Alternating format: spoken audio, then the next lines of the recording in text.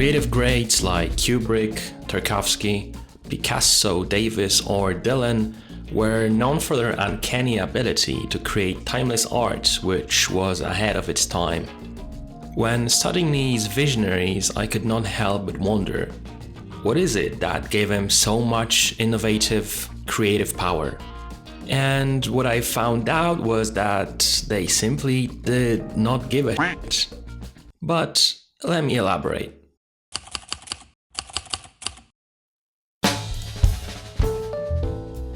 Tarkovsky was famously uncompromising with his vision, which often caused tension with his crew. He was known to remark that a creator should never try to attempt to help the viewer understand the final creation. Instead, the role of the creator is to translate vision into film and leave the interpretation to the viewer. Должен делать, чтобы быть понятным, это быть искренним, это единственное. А уж думать о том, насколько он будет понятным, это уже, так сказать, не входит в его компетенцию. И здесь он всегда, как правило, ошибется, если попытается, вычислить, так сказать, будущий успех у зрителя. Из этого никогда ничего не получается, на мой взгляд. Единственный критерий – это правда и искренность, и тогда можно... A good example of his exacting nature is the shooting of Stalker. The film was shot 3 times, with Tarkovsky discarding large portions of completed footage due to dissatisfaction with the results. He even fired his original director of photography and brought in a new team to reshoot the majority of the film, greatly escalating production costs and tensions. Costs and dangers were further heightened by the choice of locations. Much of Stalker was filmed near an abandoned chemical plant in Estonia, where the crew was exposed to toxic industrial waste. Years later, multiple cast and crew members, including Tarkovsky himself, his wife and the lead actor, Anatoly Solonitsyn, died of cancer, leading to speculation whether their illnesses were caused by exposure during the filming process. This forces us to wonder whether all of this selfish stubbornness was necessary for achieving results. My take is that in most cases, it probably wasn't. This cruelty is simply a side effect of the extreme selfishness that is needed to defend one's vision.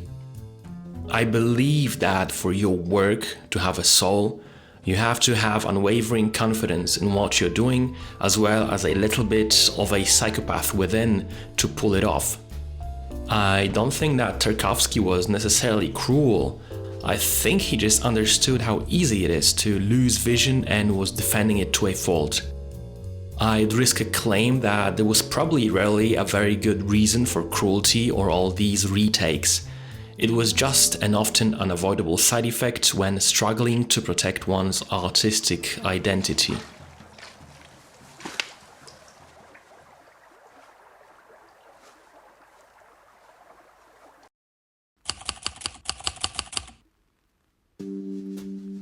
Another prime example is Stanley Kubrick and his obsessive control and egotism during the filming of Eyes Wide Shut.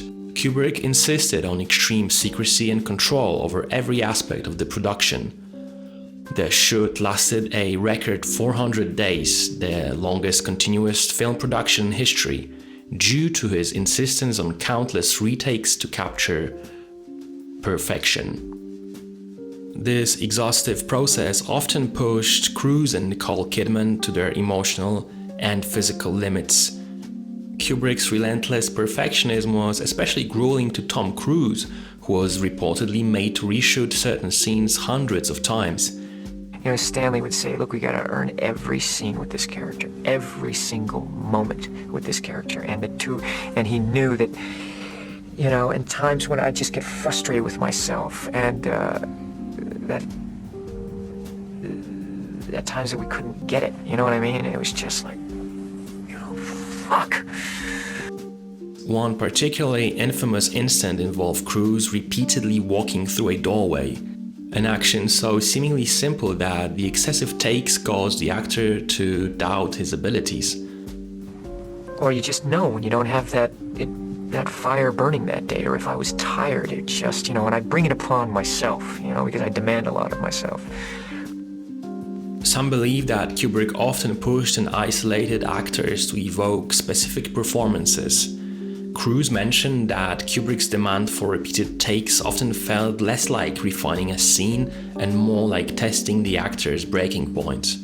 This echoes the experience of Shelley Duvall during the filming of The Shining. From May until October, I was really in and out of ill health because the stress of the role was so great.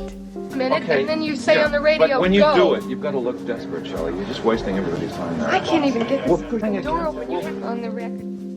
Kubrick demanded over 100 takes for certain scenes, including the iconic staircase scene. Duvall later described the process as emotionally draining and isolating, as Kubrick pushed her to the brink to evoke the raw fear and desperation seen on screen. Her treatment on set has been widely criticized, with many viewing it as an unnecessarily cruel and detrimental to her well-being. That said, none of those critics are Stanley Kubrick. I went to take a bite of soup. The next thing I know, action Shelley. So, if it hadn't been for that, volley of ideas and sometimes butting of heads together, it wouldn't have come out as good as it did. And it also helps get the emotion up and the concentration up, because it builds up anger, actually, and you get more out of yourself. And he knew that, and he knew he was getting more out of me by doing that.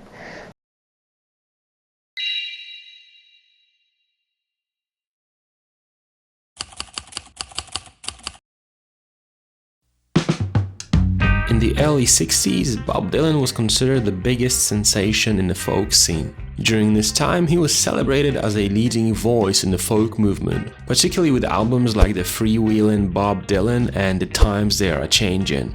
By 1964, he was the prime attraction of the legendary Newport Folk Festival, singing alongside legends like Johnny Cash or Joan Baez. Yet, after about 4 years of being the chosen one, Dylan felt he was becoming what his audience wanted him to be, rather than what he wanted. And so in 1965, Dylan said, "Enough." He came to the festival with his new band, equipped with electric guitars and heavy-hitting amplifiers. In the folk scene, going electric was considered treachery of the highest degree.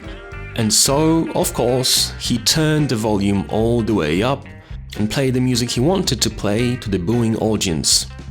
But Dylan didn't care. This was his art and his soul, and he was willing to protect it. But that wasn't all. Treachery of this degree meant that for some time Dylan had to fight for the right to defend his soul at almost every concert he'd played. Once he famously came out on stage to a crowd calling him Judas, but Bob Dylan, being Bob Dylan, he just said that he didn't believe them. In the end, Dylan was right and everyone else was wrong. Dylan knew that if he were to please the audience and become what they wanted him to be, he would just be another man of the people, and he despised that idea. All he wanted was to be his own man. In Chronicles Volume 1, Bob Dylan addresses the idea of avoiding being pigeonholed and reflects on artists like Pete Seeger and Woody Guthrie, whom he admired but didn't want to emulate in terms of their roles in society. I didn't want to be some kind of hero of the people. I didn't want to be boxed in. I didn't want to be labeled. I didn't want to be part of a movement. I wanted to be free. And so, if art is to have a soul, it has to be a completely selfish enterprise. I believe that if you allow others to meddle in your creation, you risk losing the image you originally had in your mind. And by meddling, I do not just mean your director of photography trying to have a say, or your fellow artists trying to do things their own way.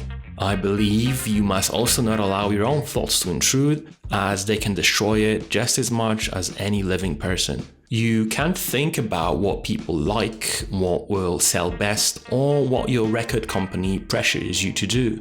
If you allow such thoughts to invade your creative space, you will probably end up with an abomination that has neither the soul nor any entertainment value.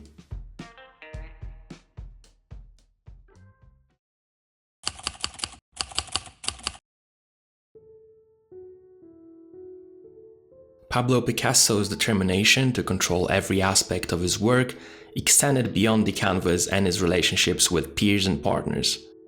Picasso was well known to fiercely reject traditional techniques and the conventions of the art world. He imposed his vision in every medium he touched, disregarding criticism or attempts by patrons or the art establishment to influence his work. For example, when commissioned for a piece, he rarely altered his approach to please the client, maintaining his creative autonomy regardless of external expectations. But the selfishness and the "fuck you" attitude are probably best encapsulated in the art of street photography, where the artist is forced to ruthlessly take photos of people who generally don't want to be photographed. But the photographer knows that if he were to come up and ask for the picture before taking it, he would lose the raw emotion of the moment that the image is meant to portray. And so he just says "fuck it" and does it his way, which is the only way. Oh, this guy's tight. You look amazing. You look can't amazing. Take pictures of me, bro. What are you doing over here? Take that out of your thing, bro. Whoa, wait, bro, wait. You can't take pictures of me. Sure. What the fuck you doing over here? Sure. But listen to me. You never fucking take a picture of somebody like me in your life. You understand? Okay. What the fuck you doing? Sure. You don't take a fucking pictures of me. You understand me? I understand. Get that shit out of your fucking camera. You understand me over here? You don't fucking ever take a picture of me. I see that shit around here. I fucking tell you again. You're never gonna walk away from here. Okay. You understand what I'm saying? I understand. What the fuck you doing? I'm documenting life on Madison. That's all I'm doing. It ain't a part of my fucking life. You get that shit the fuck out of here. Okay. I appreciate it, sir. Thank you. It is what it is. That's not gonna rattle me. Examples like this can go on forever. I could talk about Kurt Cobain's refusal to adhere to hair metal and laughing in the faces of the generation of macho men he'd left covered in dust, or of Miles Davis simply playing whatever he wanted and forcing the band to discard all music sheets and simply follow him or lose the job. But I think the point is made. I believe that for art to have a soul, it has to be made in its entirety by its creator and for no one else but the creator himself. If art is made to please the audience, to achieve financial success, or to simulate other people's style, it will always fail. For art to have a soul, it has to be completely selfish. The reason for this is that there is no such thing as a collective soul. Once the artist allows others to pitch in their ideas, the vision will become blurred, creating a repulsive Frankensteinian abomination. That's why it is not merely the creator's right to selfishly and aggressively protect their work, but also their duty.